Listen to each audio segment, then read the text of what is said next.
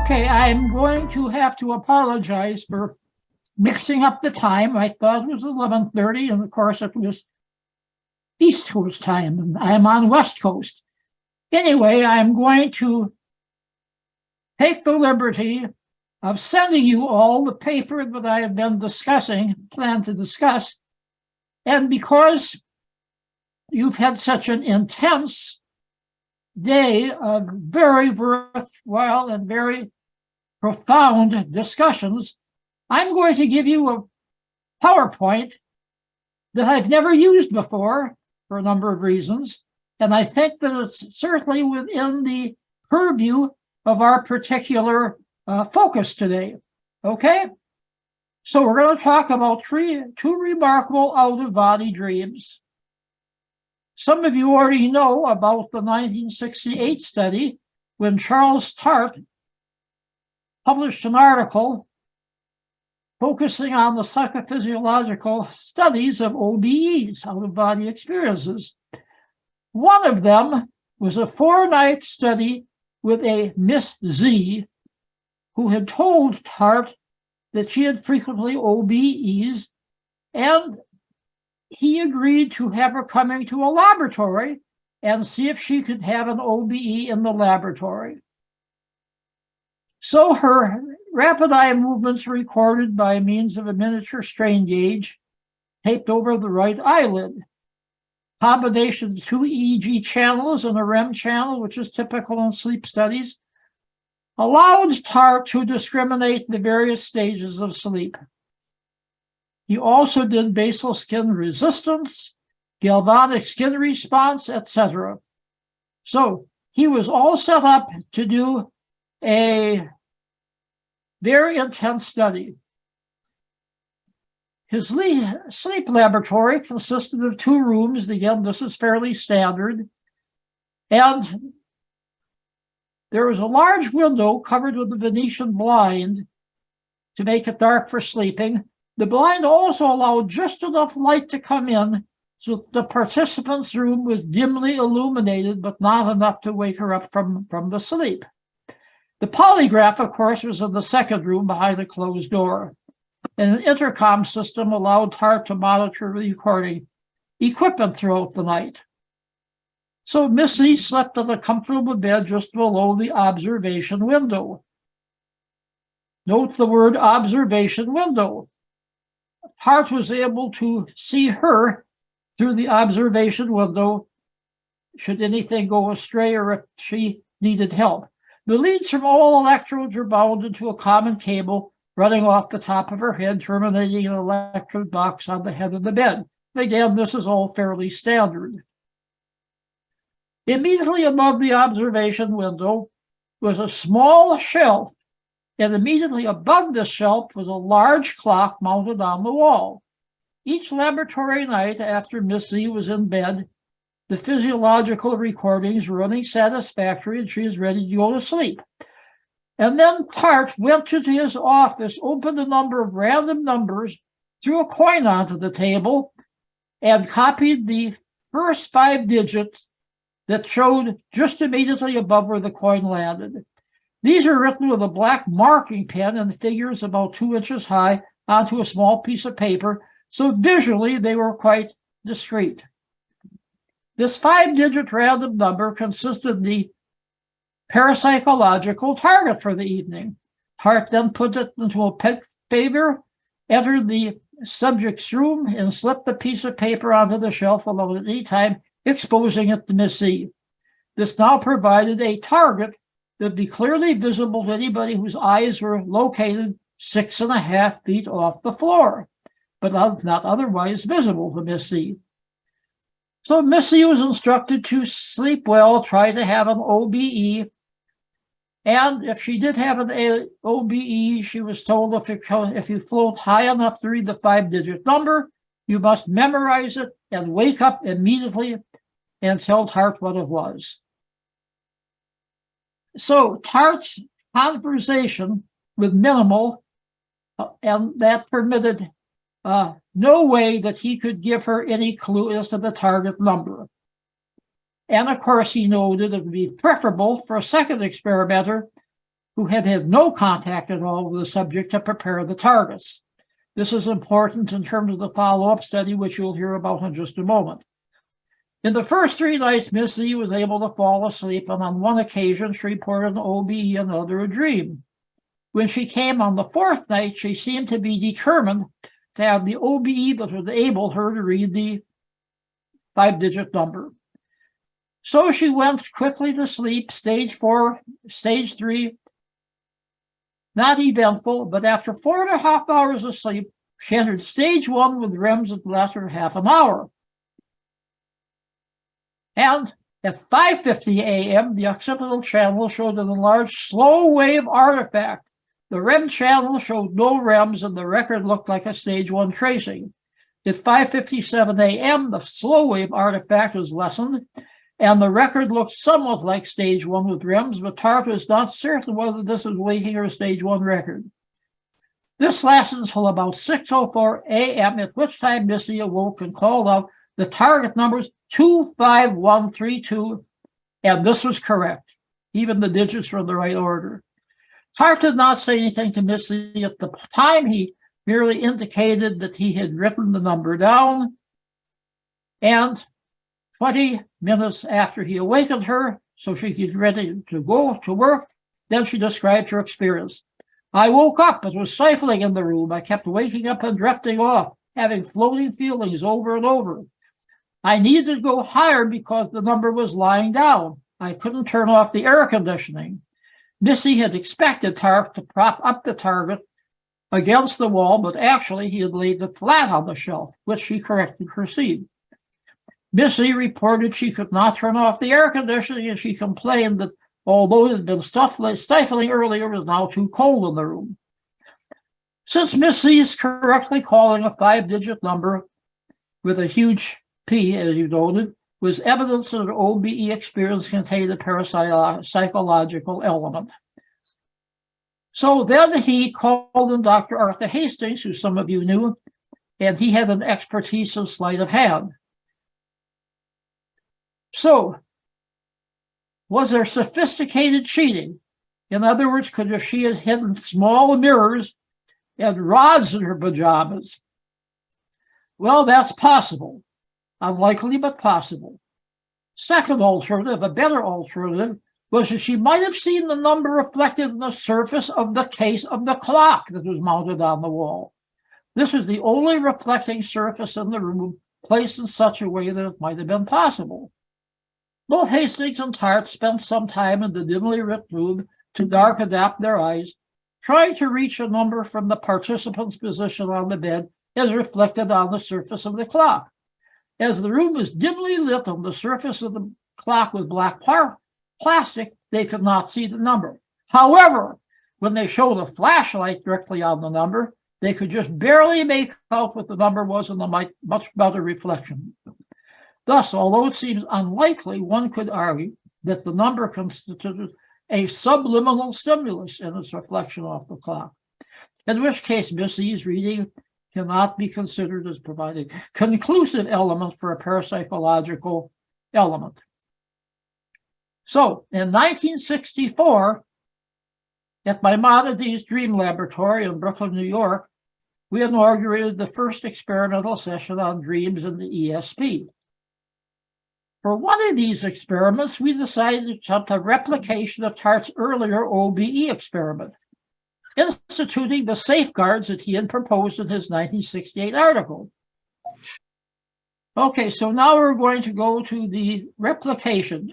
We decided to do a telepathy target as a control, and the clairvoyance target was placed in a box attached to the ceiling of the room. Now, the participant was James Unger, a college student who had studied Rosicrucian teachings and who claimed to be able to have out-of-body experiences virtually at will. For this reason, the clairvoyance target was placed above his bed so that it could be seen if he were to have an OBE while at the laboratory. Now, he had been studying with the Rosicrucian Society, which some of you know about, the ancient mystical order of the Rosy Cross, founded by Spencer Lewis in 1915. And they have a very brisk business in at a distance correspondence style learning. So both the telepathy and the clairvoyance target were randomly selected. All right, now about 10 minutes after rapid eye movement began, Mr. Unger was awakened and asked to report a dream, and these dream targets were recorded on tape. He knew nothing about the telepathy target, having been oriented toward the clairvoyance target instead. His dreams demonstrated this difference. When judges are asked to determine which target pictures corresponded to which dream reports, the clairvoyance targets invariably received higher scores than the telepathy targets. Remember, the clairvoyance targets were the ones directly above his bed, and this is what he was geared for. He knew nothing about the telepathy target. So again, intention comes into the picture. For example, on the first night of the study, the telepathy target was Monet's painting The Guitarist, but Mr. Unger had no dreams about musicians or music. On the same night, Matisse's painting, Details from the Red Studio, was the clairvoyance target. He had several dreams about houses, dreams, rooms, and the color red. But of course, he did not report an out-of-body experience. Here are just some excerpts from the various dreams. The second night, the telepathy target was a photographed equipment of the Civil War. He had no dreams about weapons or war. The clairvoyance target was a photograph of Albert Sugar's chalice, a silver gold goblet rimmed with precious stones. Unger dreamed about antiques, a bone, and a ball described in this way. I was watching someone bowl. The ball was turquoise in color, almost the same color as the rim around the pin centers. The sort of was a marble type arrangement. Inside was a creamy white color of a very pretty bowling ball. Okay, we go to the third night, and the telepathy target was Angel Weathervane. No dreams about angels or weathers, but he did have a dream about a meteorite shower and shooting stars. The clairvoyance target was de Chirico's painting Anguish and Departure, portraying a coffin-like box with mountains in the distance. Unger had several dreams that resembled this picture, and here are examples of them. But now let's go on to the fourth and final night. The telepathy target was Hokusai's painting Cranes. Unger had no dreams about birds. The clairvoyance target was Berman's painting View in Perspective, a Perfect Sunset. And Unger did have a dream about a sunset. According to the study reported by Hall and Vandecastle in their book, The Continentals of Dreams, sunset appeared fewer than 1 out of every 500 male dreams. So here's his fifth dream. It was dark outside and light inside. It was just getting dark. Sunset, very hazy. Wasn't a clear day. It wasn't either foggy or cloudy, sort of muffled. Wasn't a clear sunset. Reminded me of a chilly or cold winter's day, which is coming to an end, and the sun is just beginning to go down. Now, in this case, he did report an out-of-body experience, and the EEG tracings were very, very different than his ordinary EEG tracings. And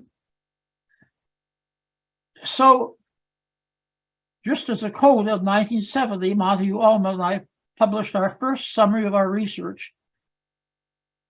And eventually, we covered 10 years of research, and James Unger's dream about the sunset not only replicated Charles Tart's earlier study, but was a report that is very unique among all the hundreds that we collected. Here you have the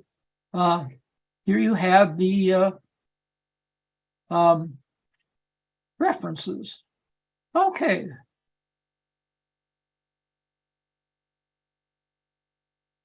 Now,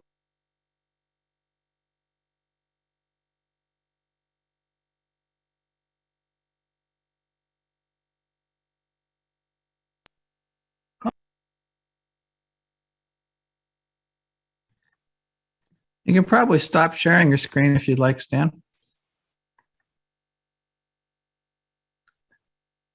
There should be a button you can click for that.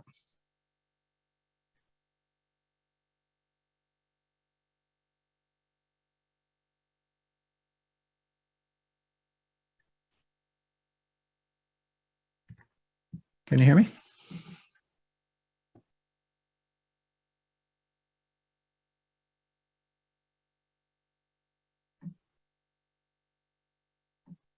Hey, Stan, can you hear me? Oh, you're muted, Stan.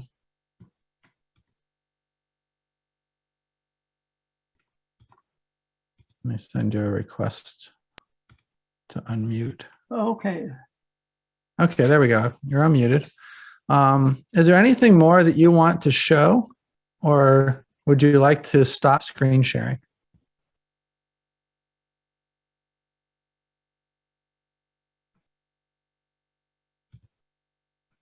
You're muted again there, Stan. Okay, can you hear me? Yeah, I can hear you. Would you like to stop sharing your screen? Okay, fine. We'll just stop there and questions and comments, okay? Okay, I'm going to stop sharing your screen for you if you don't mind, Stan, Okay. so we can see you. There we are. There we go.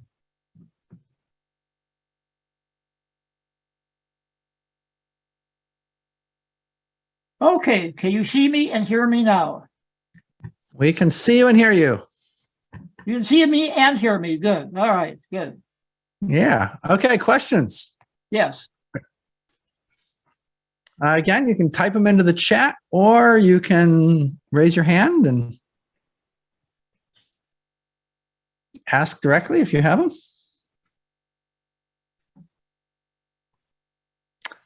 Courtney asks, what was your favorite experiment, Stan? Well, this is a good question because the book that Montague Ullman and I wrote on dream telepathy is about to go into another printing. And they wondered what I would like as the appendices. And I said that the most recent printing had included the 2 studies we did on precognition. And both of those had Malcolm Besant, an English psychic sensitive, as the participant. And he was able to dream about a picture that was not chosen until the following day. And this was such an unusual turn of events that we decided to do the same experiment a year later. He came back from England, and we did a couple of refinements to make sure that there could be absolutely no cueing one way or another. I hired 2 people from New York University who were sleep laboratory technicians to come in and collect the dreams from Malcolm Besant. They did not know this was a precognition experiment. All they wanted to do was to collect the dreams. And also we added something extra. Again, all of these pictures were chosen randomly after Mr. Besant woke up. And each of the possible pictures had a little box of items that went along with it. For example, one night, the picture that was randomly selected was Cézanne's bowl of fruit. So what we did was not only to show him the bowl of fruit, but we had an actual bowl of fruit in front of him and told him to start eating the bowl of fruit. So we had not only a 2-dimensional picture, but a 3-dimensional experience to go along with it. And we got even better results than the year before. So both of those experiments are going to be republished in full in the coming edition. And it won't do any good to the debunkers. Just yesterday, by coincidence, I was reading a very, very excellent book on rational and irrational belief systems. And when he talks about people that claim to have precognition, he said, there's absolutely no evidence that anybody can ever see into the future. Blanket statement. Well, that's the mainstream consensus on it. And I know that most people will not be reading this book or the two experiments, but at least for posterity's service, we have it there, we have it recorded.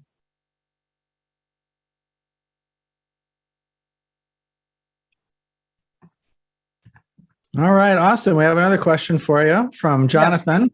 How does your work connect with that of Jung and Pauli? The work connect with who? Jung and Pauli. Well, of course, Jung and Pauli are best known for their writings on synchronicity.